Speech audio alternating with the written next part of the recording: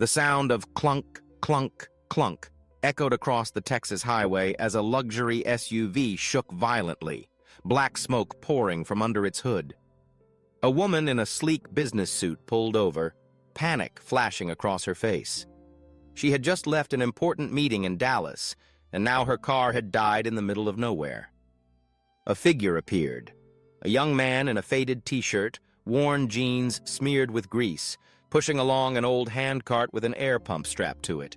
She frowned, muttering under her breath, "Great, just some roadside tire guy. Probably knows nothing about this engine." The man didn't answer. He glanced at the smoke, then crouched down. His eyes sharpened in focus. In seconds, he opened a rusty toolbox, his hands moving with a precision that startled her. "You really know what you're doing? This is a modern V6 engine?" she asked, half skeptical. He only nodded, twisting a bolt with the confidence of someone who had done this thousands of times. The Texas sun was merciless. At noon, the asphalt shimmered like molten glass, and the air seemed heavy enough to choke a man's lungs. On the side of a forgotten stretch of Fort Worth Road, a young man crouched beside an old pickup truck, his hands blackened with grease. He was tightening the final bolts on a patched tire when the trucker handed him a crumpled $5 bill. "Thanks, kid. You saved me a tow call," the man said gruffly. Joe Carter nodded, wiping sweat from his brow with the back of his arm. His shirt, once white, was now a permanent gray-brown shade of oil stains. He didn't smile, didn't chat. He simply slipped the money into his pocket and watched as the truck pulled back onto the road, disappearing in a cloud of dust. This was Joe's life. Day after day, wheel after wheel. He pushed around a battered handcart rigged with an air pump, a toolbox that had seen better years, and a patch kit he had pieced together from discarded parts. To most, he was just the tire boy, the one who lurked by the roadside stalls, waiting for a chance at $1 or two. And because appearances write stories quicker than truth ever could, people thought they knew him. They thought Joe was what he seemed: uneducated, poor, a dropout who had traded school for dirty fingernails and asphalt dust. "Poor kid never had a brain," one shopkeeper whispered when Joe walked by, pushing his squeaky cart. "Waste of youth," another sighed. "He'll be here until his back breaks," truckers joked over coffee at the diner. But Joe rarely responded. He kept his head low, his shoulders hunched as though bearing invisible weight, and his words tucked away inside. He had learned long ago that people didn't listen when they thought they already knew your story. What no one realized was that Joe Carter's story had once been anything but ordinary. At dusk, when the world slowed down, Joe returned to the tiny room he rented above an old laundromat. The walls were thin, and the scent of detergent never left the air, but the rent was cheap, and the light bulb worked. Two things he needed. He would light the small desk lamp, pull out a battered notebook, and open one of his prized possessions, an engine manual salvaged from a pawn shop. It was thick, nearly 600 pages, the cover peeling and water-stained, but inside were diagrams of engines, complex notations, and technical language most roadside mechanics wouldn't bother with. But Joe devoured it. He traced each diagram with his finger, muttering softly to himself. He memorized torque values, fuel line structures, and timing belt variations. To him, these weren't just machines. They were living, breathing systems. He had a gift for it, something he couldn't explain, like hearing music where others only heard noise. When an engine sputtered, he didn't just hear failure. He heard a plea. The fuel was starving. The spark had lost its rhythm. The valves were gasping for breath. Joe could close his eyes and feel it, almost as if the machine whispered to him. But out there, in the world of small-town Texas, that gift meant nothing. All anyone saw was a boy with grease on his hands, crouched by the roadside, unworthy of respect. One night, as he leaned over his books, Joe thought back to the days when his life had felt larger. When he wasn't the tire boy, but a man in a racing pit crew, surrounded by noise, speed, and glory. He remembered the roar of engines on the track, the way the ground shook beneath his boots, and the adrenaline that ran like lightning through his veins as he worked. But those days were locked away, hidden beneath layers of necessity and loss. Morning would come again, and Joe would be back on the roadside waiting for the next driver in distress. He had become a ghost in his own town, seen but never truly noticed. It was during one of these mornings that an old neighbor stopped by. Mrs. Harris, a woman with a sharp tongue and a sharper stare, watched Joe as he patched a bicycle tire for a boy. "You could have been something, Joe," she said, not kindly, but not cruelly either. "Your daddy wanted you to finish school. Look at you now." Joe only nodded, offering the boy his bicycle back. Mrs. Harris sighed, shaking her head as if Joe's fate was a tragedy she had predicted all along. But what she didn't know, what no one knew, was that Joe had been something, and maybe, deep inside, still was. That evening, Joe stood by the window of his tiny room, looking out at the neon glow of the laundromat sign flickering below. He thought about the whispers, the laughter, the dismissive looks. He thought about his calloused hands and his oil-stained shirt. And then he thought about the engines, their voices, their rhythm, their secret songs that only he seemed to hear. Uneducated, they called him. But Joe knew the truth. He had been educated by fire, by speed, by the roar of international racetracks. He had learned more in a pit lane in 3 minutes than most learned in a classroom in 3 years. The world had forgotten that side of him, maybe even buried it. But it wasn't gone. Not yet. The night pressed in on Joe as he lay on his thin mattress, staring at the ceiling. The hum of washing machines below rattled faintly through the floorboards. He closed his eyes, and the present, the dusty roads, the laughter of townsfolk, the stink of hot asphalt, faded away. In its place came the thunder of engines, the smell of gasoline, and the blinding floodlights of Daytona International Speedway. Memory pulled him back, as vivid as if it were happening now. Joe had been barely 20 when he first stood in the pit lane, a headset crackling over his ears, his chest pounding as cars screamed past at over 200 miles an hour. The sound was deafening, like 1,000 storms breaking at once. He remembered how his whole body vibrated from the force of it. The air smelled of burning rubber, oil, and adrenaline. He wasn't supposed to be there, not really. He had been a small-town kid who worked nights at a local garage, fixing old tractors and pickup trucks. But his reputation spread. There was something uncanny about the way he could diagnose an engine by sound alone. One day, a scout from a racing team had wandered into that garage, desperate for help. Their car, being tested nearby, kept stalling, and no one could figure out why. Joe had listened for 30 seconds, then pointed to a hairline crack in the ignition coil. When they swapped it out, the engine purred like a lion. "Who the hell taught you that?" the scout had asked, half in awe, half in suspicion. Joe had shrugged. "Nobody. The engine just told me." It wasn't long before Joe got the invitation that changed his life, to join a professional NASCAR pit crew as a junior mechanic. The first months were a blur of training and endless nights. The team lived under relentless pressure. A race wasn't won on the track alone. It was won in the pit, in those frantic 12-second windows when a car screamed in, tires flying off, refuel hoses jamming in place, and every mechanic moving like a soldier under fire. Joe wasn't the fastest yet, but he was different. He didn't just replace parts. He listened. During one race in Talladega, their lead car was faltering.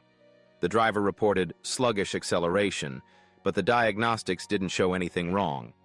Everyone assumed it was the track surface or tire wear. But Joe tilted his head, listening as the car rolled into the pit. His eyes narrowed. "Fuel pump's failing," he said instantly. The crew chief frowned. Diagnostics are clear, kid. We don't have time for guesses. But Joe stood firm. Check the pump. If we send him back out, he won't finish the lap. The chief hesitated, then gave in. They swapped the pump in record time. Minutes later, the driver roared back onto the track, only to radio in, "Car feels perfect. Whatever you did, it worked." The crew chief slapped Joe on the back so hard he almost fell over.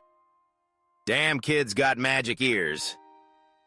From that day forward, Joe wasn't just another mechanic. He was the mechanic, the one who could hear what no one else could. Joe thrived in that world. He was young, strong, and fearless, running into the path of speeding cars with only instinct and trust in his crew to keep him alive.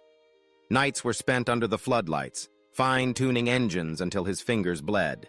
Days were spent traveling from track to track, each race another chance to prove himself. He wasn't rich. Pit crew salaries weren't glamorous, but he didn't care. He was alive in a way he had never been before. The roar of engines was his heartbeat, the smell of gasoline, his perfume. He belonged here, among men and women who lived for speed and died for fractions of a second. But success was never without shadow. The higher Joe climbed, the more he saw how fragile the world of racing was. A single crash could end a career. A single mistake could ruin a life. He remembered one night vividly. A fellow mechanic, a man twice his age, leaned against a stack of tires after a race. He lit a cigarette, his hands trembling. "You're good, kid. Damn good," the man said. "But this life, it eats you. The travel, the danger, the pressure. You give everything, and it gives you scars." Joe had laughed then, youthful and invincible. "Scars are proof we lived." The older man had only shaken his head. "Wait until the scars aren't on your skin, but on the people you love." Joe didn't understand at the time. He was too caught up in the glory, in the fire of it all. The team began to rely on him more and more. During one international event, Joe detected a faint stutter in the engine during warm-ups. No one else noticed. He insisted they strip the system, against the protests of even the engineers. They found a microscopic fracture in the camshaft, something that could have shattered at full speed and caused a catastrophic crash. "You saved his life, Joe," the driver told him afterward, gripping his shoulder tightly. Moments like that filled Joe with pride. He wasn't in the spotlight, but he didn't need to be. His work was the invisible backbone of victory. Every cheer from the crowd was, in a way, for him too. Yet, for all the triumph, Joe's heart carried a quiet weight. Every phone call home reminded him of his mother's weakening voice. She was proud of him. So proud. But illness had begun to hollow her out. Medical bills stacked higher each month. Joe wired money whenever he could, but it was never enough. The guilt gnawed at him, even as he stood in the glow of victory. One evening, after a race in Charlotte, he sat alone in the garage, staring at his grease-covered hands. The others had gone to celebrate. He thought of his mother alone in her small Texas house, struggling to pay for medications. The sound of laughter echoed in the distance, but Joe didn't join in. For the first time, the roar of engines felt more like chains than freedom. He tried to balance both worlds for a while. Racing by day, family by night, money stretched thin between. But deep inside, he knew something would break. And when the call finally came, it shattered everything. His mother had collapsed. The hospital needed immediate payment. The bills were astronomical. His savings weren't enough. The team wanted him to commit to a European transfer, Formula One, the opportunity of a lifetime. But how could he? He couldn't be in two places at once. And his heart, no matter how it yearned for speed, belonged to the woman who had raised him with nothing but love. So Joe made the choice that would define the rest of his life. He left. The roar of engines faded into memory the moment Joe stepped off the plane in Texas. The contrast was brutal. Only a week before, he had been standing in the pit lane of a NASCAR championship, his headset buzzing with commands, his hands steady as he guided a car worth millions into mechanical perfection. Now, he walked into a cramped hospital room that smelled of disinfectant and despair. His mother lay in bed, her face pale, her breath shallow. Machines beeped softly around her, tubes weaving into her frail body like a cruel spider's web. When she saw him, her eyes brightened with a strength her body no longer held. "Joey," she whispered, her lips curling into a weak smile. He took her hand, rough with calluses from years of work. His throat tightened, and for a long moment he couldn't speak. "I'm here, Mom," he finally managed. And in that moment, the speedways, the lights, the adrenaline, they all vanished. None of it mattered anymore. The weeks that followed were a blur of paperwork, medical bills, and exhaustion. Joe watched helplessly as debt piled up faster than he could clear it. Every test, every treatment, every night in the hospital came with a number he couldn't pay. He sold his car. He sold the few tools he had bought during his racing days. He cashed out what little savings he had. It still wasn't enough. His team kept calling. They wanted him back. They dangled promises of promotions, of Formula One contracts, of a future where his gift would shine brighter than ever. But Joe silenced the calls, one by one. His place wasn't there anymore. His place was by his mother's side, in the suffocating quiet of a hospital room. And when she passed away months later, Joe was left with nothing but grief, debt, and hands that had forgotten what it felt like to touch victory. Life after her death was unforgiving. Without steady income, Joe couldn't keep up with the rent on the small house he grew up in. He moved into a run-down apartment above a laundromat. With no team, no crew, no racetrack, he turned to the only work he could find: fixing tires, patching tubes, pumping air for strangers who barely noticed his existence. He bought a used handcart, an air pump, and a second-hand patch kit. That was the beginning of his new life. Every day he pushed the cart down the hot streets of Fort Worth, waiting for a trucker or a commuter to wave him down. At first he thought it would be temporary, just a few weeks until he found something better. But weeks turned into months, and months into years. And soon, Joe Carter, the man who once saved million-dollar engines from destruction, was just the tire boy. The whispers came quickly. Small towns thrive on gossip, and Joe's fall was too easy a story to resist. "Didn't he drop out of school?" someone said at the diner. "He had a job with some race team, I heard." "Must have screwed it up," another chimed in. "Not surprised. Kids like him never last. No education, no future." Joe heard it all. The words weren't whispered quietly enough. Sometimes they were thrown directly at him. Drivers tossed their keys with a smirk. "Don't mess this up, tire boy." Shopkeepers waved him away when he tried to sell patch kits. "We got real mechanics for that." The sting of those words was sharp, but Joe didn't fight back. What good would it do? He had chosen this life. He had chosen to come home, to sacrifice the racetrack for his mother's bedside. And he would make that choice again, no matter the cost. But that didn't make the ridicule easier. At night, alone in his cramped room, Joe stared at the ceiling and wondered if the world had moved on without him.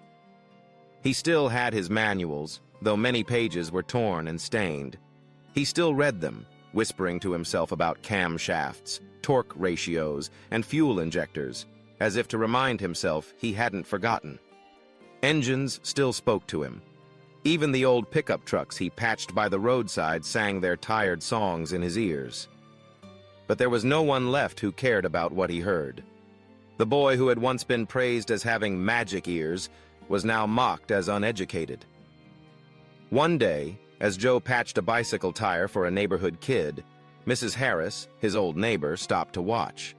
Her eyes narrowed as she leaned on her cane. "You could have been something, Joe," she said flatly. Joe handed the bike back to the boy and nodded politely. Mrs. Harris shook her head. Your daddy wanted you to finish school. Look at you now, fixing flats for pocket change. Waste of talent. Joe didn't respond. He had heard it all before. He only smiled faintly and wheeled his cart away, his back heavy with unspoken truths. What she and everyone else didn't know was that he had been something once. He had touched glory. He had lived in fire and speed. But he had also chosen love over ambition, and no one could understand that sacrifice but him. Over time, Joe grew used to his anonymity. The town forgot his past. Children grew up knowing him only as the man with the squeaky cart. Newcomers assumed he had never left Texas. His world shrank to a few blocks of cracked asphalt and weary faces. And yet, despite it all, a small flame of pride remained inside him. He knew his worth, even if no one else did. He knew what his hands were capable of, even if they were now bound to patch kits instead of million-dollar machines. Then came the day that would change everything. It was an ordinary morning, the sky blindingly blue, the highway stretching endless into the horizon. Joe pushed his cart, sweat already soaking his shirt.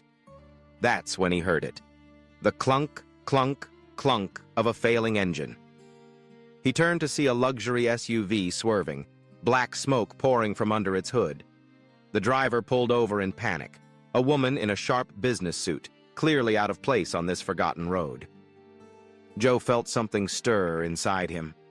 He had heard that sound before, years ago, in a pit lane where victory or disaster balanced on a razor's edge. His pulse quickened. His steps carried him forward.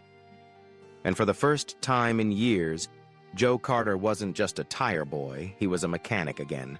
The Texas sun burned mercilessly overhead as the SUV rolled to a shuddering stop. The engine coughed violently before falling silent, smoke curling from the edges of the hood. Laura Mitchell cursed under her breath. She had been rushing back from an investment meeting in Dallas, her phone buzzing with messages, her mind already calculating profits and deadlines. Now, stranded on a barren stretch of highway with no service station in sight, her carefully ordered schedule collapsed. She stepped out of the car, her high heels clicking against the cracked asphalt. Heat waves shimmered above the road, and dust clung to the hem of her blazer. She tried calling roadside assistance, but her phone blinked a cruel, no signal. Perfect, she muttered, slamming the door harder than she meant to. Then she heard it, the creak of wheels and the faint squeal of rusted metal. She turned and saw him, pushing a handcart with an old air pump and a dented toolbox, his shirt clinging to his sweat-soaked back. His jeans were stained dark with grease. A roadside tire boy. Her shoulders sagged. "Of all the luck," she whispered. Joe Carter approached, his gait steady, his eyes fixed on the smoking SUV. He didn't say anything at first, just crouched low, scanning the hood like a doctor assessing a patient. Laura crossed her arms, watching him. "Don't take this the wrong way," she said sharply, "but this isn't a flat tire. It's a $70,000 vehicle with a V6 turbo engine. I don't think your little pump is going to fix it." Joe glanced at her briefly, his expression unreadable, then went back to studying the smoke. He reached for the latch, popped the hood, and was immediately engulfed in heat. Laura took a nervous step forward. "Careful! You'll burn yourself!" But Joe didn't flinch. His eyes narrowed, his ears attuned not just to the sound but to the rhythm of the sputtering engine. He leaned closer, inhaling the scent of scorched fuel. To anyone else, it would have been chaos. To Joe, it was language. "The fuel sensor's clogged," he said calmly, "and your secondary spark plug isn't firing." Laura blinked. "Excuse me?" Joe picked up a wrench from his battered toolbox, his hands moving with confident ease. "That's why it coughed like that. You've got an uneven ignition cycle. If you'd driven another 2 miles, you would have blown the cylinder." She stared at him, bewildered. And you just know that? By listening? Joe gave a small shrug. Engines talk. You just have to listen. Laura was torn between skepticism and desperation. Every instinct told her not to trust a stranger who smelled of oil and sweat. Yet there was something in his tone, a certainty, a quiet authority, that made her hesitate. "You're sure you know what you're doing?" she pressed. Joe didn't look up. "I wouldn't touch it if I didn't." Before she could argue, his hands were already at work. He removed a panel with surprising precision, exposing the delicate heart of the engine. His movements were swift, but not reckless, every gesture deliberate. Sweat trickled down his temple, but his focus never wavered. Laura found herself watching closely, her initial disdain melting into reluctant curiosity. She had dealt with certified mechanics before, men in crisp uniforms, shops that charged by the hour, and none had looked at an engine the way this man did. Joe wasn't just repairing, he was conversing. Minutes stretched into an odd silence, broken only by the metallic clink of tools. Finally, Joe stepped back, wiping his forehead with the back of his wrist. "Try it now," he said simply. Laura hesitated, then slid into the driver's seat. She turned the key. The SUV roared to life, smooth, steady, the angry coughs replaced by a deep, confident hum. The smoke cleared, the vibration vanished. It felt like new. Laura's mouth fell open. "Impossible," she whispered. Joe packed up his tools without fanfare, as if fixing a $70,000 machine on the side of the road was no different than patching a bicycle tire. How did you even know what was wrong?" she demanded, stepping out again. He shrugged lightly, avoiding her eyes. "I've seen it before." "Seen it? Where?" "This fault is rare. I had to replace an entire ignition system once, and the dealer couldn't even explain why. You're telling me you figured it out in 20 minutes with a rusty wrench?" Joe met her gaze for a fleeting second. There was no arrogance in his eyes, no need to boast, only quiet truth. "Yes," he said. For the first time, Laura felt a strange tug of shame. She had assumed him uneducated, a nobody in grease-stained clothes. But the evidence purred right in front of her, undeniable. "Who are you?" she asked softly. Joe hesitated. The weight of years hung in that silence. The racetracks, the pit crews, the choices that had cost him everything. "Just a guy who fixes things," he said at last. Laura studied him. His modesty unsettled her more than arrogance would have. "You're wasted out here," she said suddenly. "Men like you should be running a garage or, hell, a racing team." Joe only shook his head and began closing his toolbox. The heat was brutal, but Laura felt a chill crawl up her spine. She had built her career on judging character quickly, knowing who to trust, who to hire, who to fire. And in this moment, everything about this man screamed that there was more than met the eye. She reached into her purse and pulled out a sleek silver business card. "My name is Laura Mitchell. I run a transportation company in Houston. 50 trucks, 20 drivers, constant engine problems.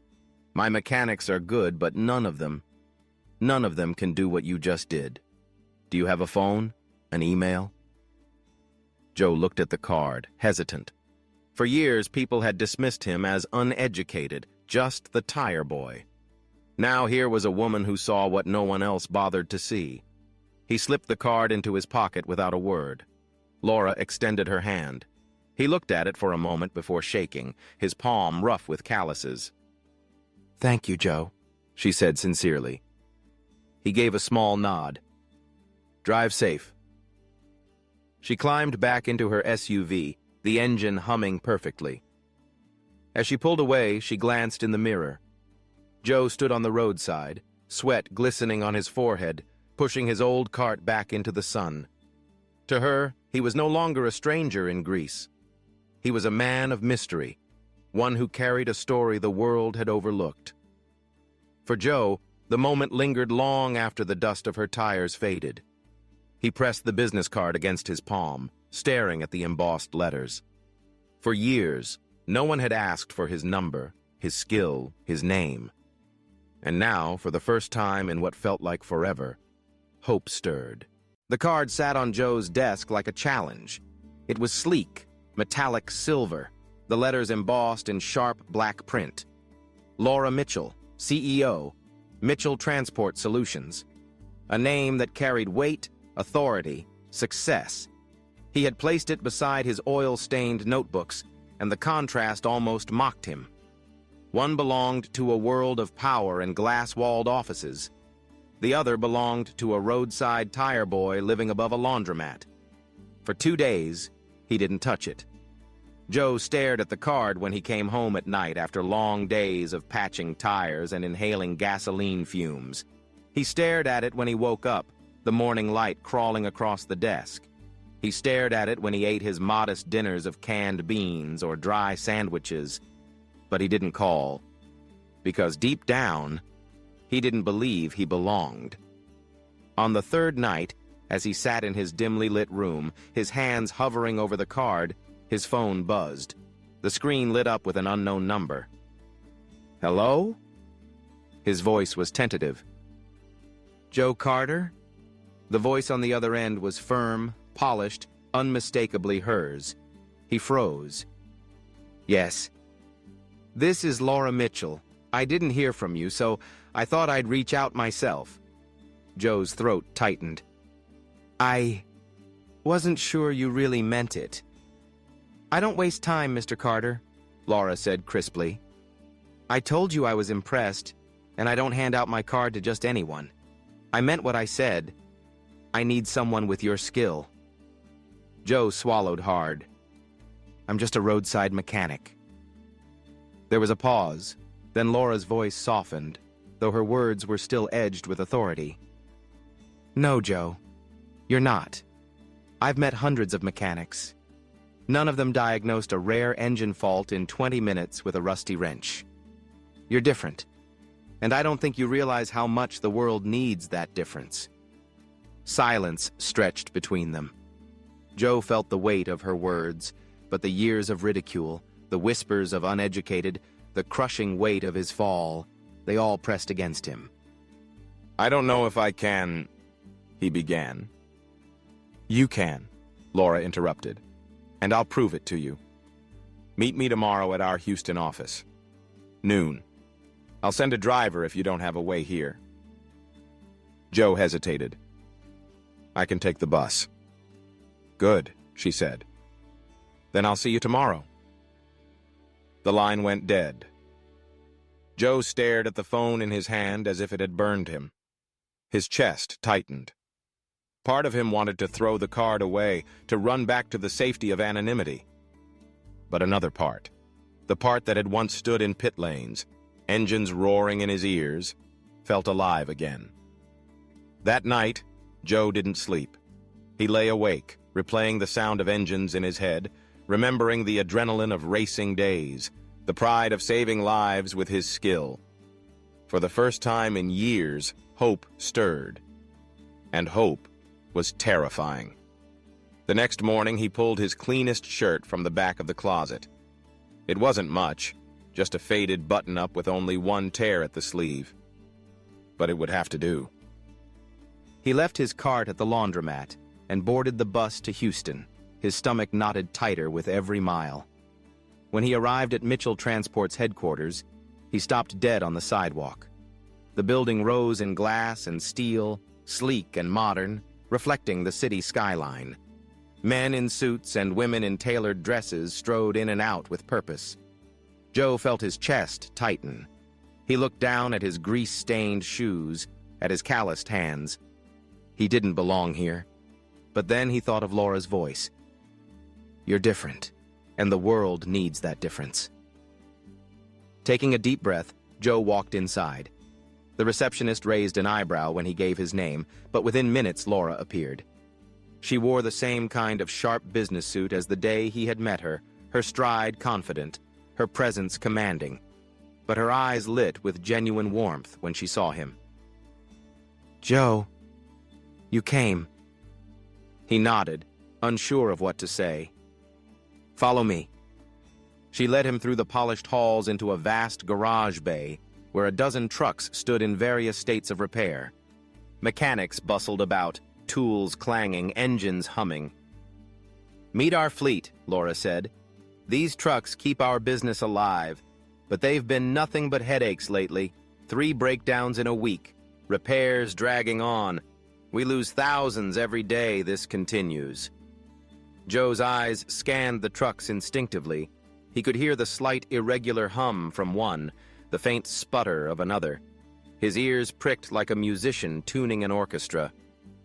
"Show me," he said quietly. Laura gestured to a truck that had been inoperable for days. "Dealership said it needs a new transmission. 2 weeks, 10 grand. Joe walked around it, listening. He crouched, tilted his head, tapped the engine block with his knuckles. After less than 2 minutes, he looked up. "Not the transmission," he said. "Your fuel pressure regulator's sticking. Easy fix. Couple hours." The head mechanic, a burly man with grease-stained coveralls, scoffed. "Kid, I've been doing this 20 years. If the dealership says transmission, it's the transmission." Joe didn't argue. He picked up a wrench and got to work. Within 90 minutes, the truck roared back to life, smooth and steady. The garage fell silent. Laura's lips curved into a slow smile. "Gentlemen, meet the man who just saved us $10,000 and 2 weeks of downtime." The head mechanic's jaw dropped. Joe simply wiped his hands and stepped back, embarrassed by the sudden attention. By the end of the day, Joe had diagnosed 3 more trucks, each time catching faults others had missed. Laura watched him like a hawk, her admiration growing with each success. When the last truck roared to life, she turned to him. "You belong here, Joe, not on some dusty roadside with a pump cart. Here, with us, with people who can see what you're worth." Joe stared at her, his throat tight. All his life since leaving the racetrack, he had been dismissed, forgotten, reduced to nothing. Now, for the first time, someone of power was telling him he mattered. "I don't know if I'm ready," he admitted. "You don't have to be ready," Laura said firmly. "You just have to say yes." That night, back in his apartment, Joe placed Laura's business card on the table again. But now it wasn't a symbol of impossibility. It was a key, a door, a chance. For the first time in years, he let himself believe. Joe Carter woke up before dawn. For years, his mornings had begun the same way, rolling out of bed in the dim light of his cramped apartment, pulling on a sweat-stained shirt, and pushing his cart of tools and air pump into the rising Texas heat. It had been his routine, his survival, but this morning was different. The cart stood by the door, silent and still, as if waiting for him. Joe stared at it, then at the folded shirt Laura had given him the day before, a clean company uniform with his name already stitched above the pocket. He picked it up slowly, running his calloused fingers over the fabric. The weight of the decision pressed against him. Taking this step meant leaving behind the life he had endured for years. It meant admitting, to himself and to the world, that he was not just a tire boy. But it also meant opening the door to a world he had once lost, a world that terrified him almost as much as it excited him.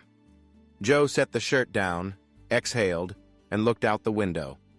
The sun was just breaking across the rooftops, painting the sky in streaks of gold. For the first time in a long time, the morning didn't feel heavy. It felt like a beginning.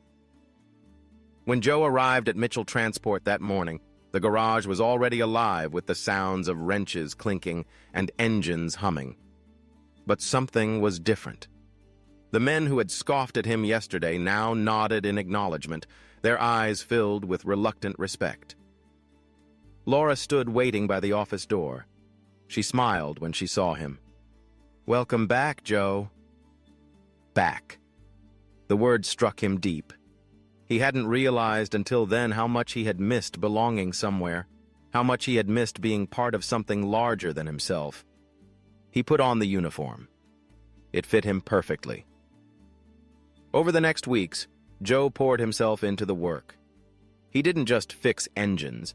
He transformed the way the garage operated.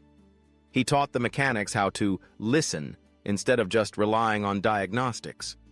He showed them tricks learned in pit lanes, techniques designed for speed and precision. Word spread quickly.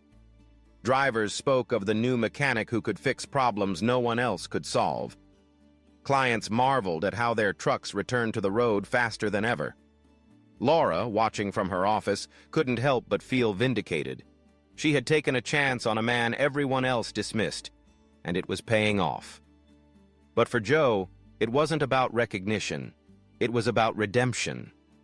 Each engine he fixed, each truck that roared back to life, reminded him of who he truly was. Not uneducated, not forgotten. A craftsman, a savant, a man who had once been part of the fastest machines in the world. One night, long after the other mechanics had gone home, Joe stayed behind.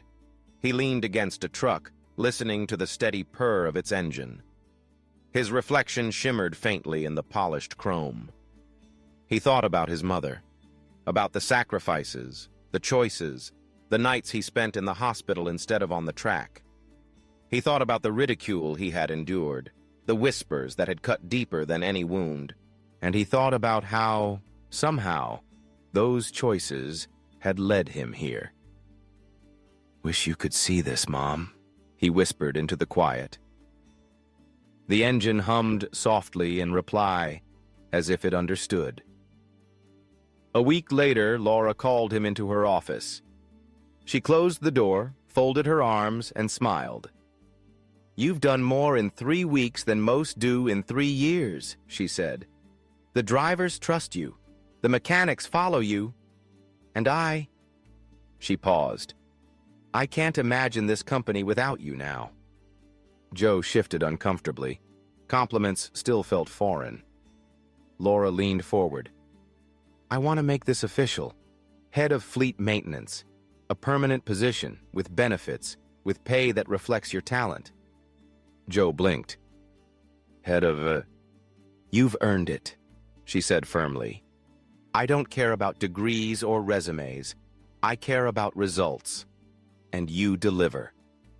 Joe felt a lump rise in his throat. For years he had been nothing. And now, suddenly, he was being offered respect, authority, dignity. He swallowed hard. "Yes," he said simply. That evening, Joe walked home with his head held higher than it had been in years. The streets looked different, brighter somehow. He no longer felt like a ghost drifting through the town. He was a man with purpose again. When he reached his apartment, he paused by the door. The cart still sat there, the pump strapped loosely to its side. For years it had been his lifeline. Now it was a relic. Joe ran a hand over the worn handle, then stepped inside.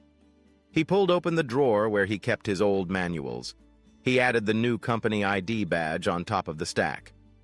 For the first time in a long while, his past and present no longer felt at war. They were pieces of the same story. Months later, on another scorching Texas afternoon, Joe stood by the garage door, wiping sweat from his brow. Trucks rolled in and out, drivers waving as they passed. His name was no longer Tire Boy. It was Mr. Carter. It was the man who can fix anything. Laura walked up beside him. "You know, Joe, when I met you, I thought I was just hiring a mechanic. Turns out I was wrong." Joe raised an eyebrow. "Wrong?" She smiled. "I wasn't hiring a mechanic. I was hiring a man who knows engines better than they know themselves.